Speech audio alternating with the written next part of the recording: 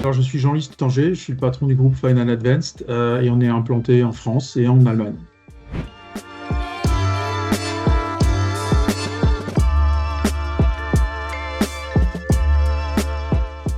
Lorsque j'ai racheté Final en 2015, j'ai dû créer une filiale en Allemagne pour reprendre un fonds de commerce qui était géré par le cédant.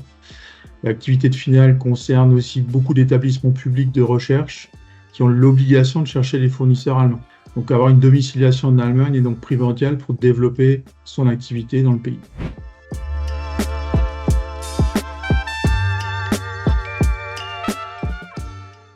C'était une étape un peu obligée dans mon parcours. Les besoins de l'industrie allemande sont beaucoup plus grands que ceux de l'industrie française. Donc pour nous, il était logique d'y être présent puisqu'on est un grand fournisseur de l'industrie de manière générale.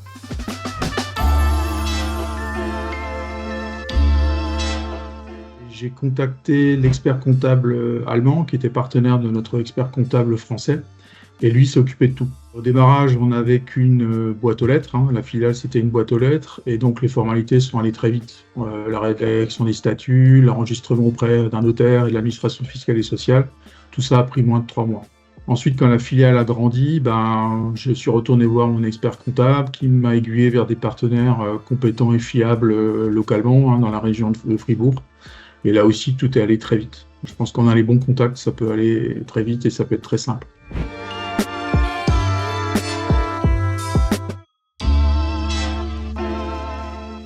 J'ai la chance d'avoir une expérience professionnelle significative en Allemagne et en Suisse. Donc je comprends bien la façon de travailler dans ces deux pays. Je parle allemand couramment.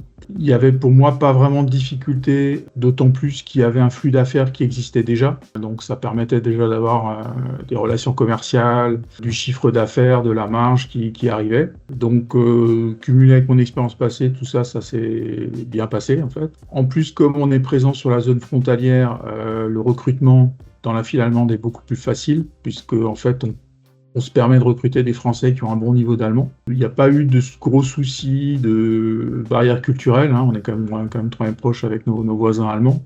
Et les échanges se font naturellement en français pour la coordination technique et commerciale au quotidien.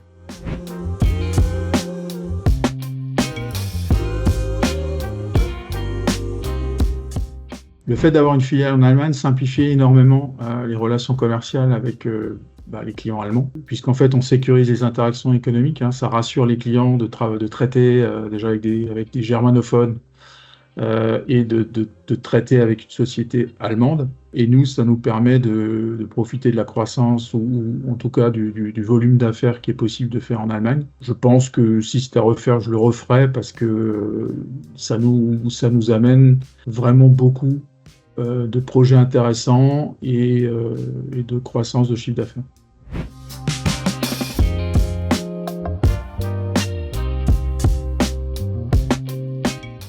Déjà, il faut avoir une démarche claire et un plan d'action réfléchi. Donc, il faut vouloir y aller. C'est pas simple, mais c'est pas compliqué non plus. S'il y a des flux d'affaires qui préexistent, c'est souvent le cas parce qu'on fait tous un peu d'export. Ça permet d'assurer, on va dire, financièrement le projet, parce qu'il y a des frais fixes qu'il va falloir payer dans le pays de destination.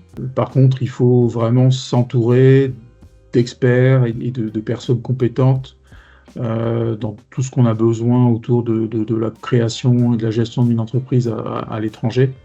Et ça, il faut l'avoir à la fois en France et à la fois dans le pays destination. Pour nous, c'était l'Allemagne.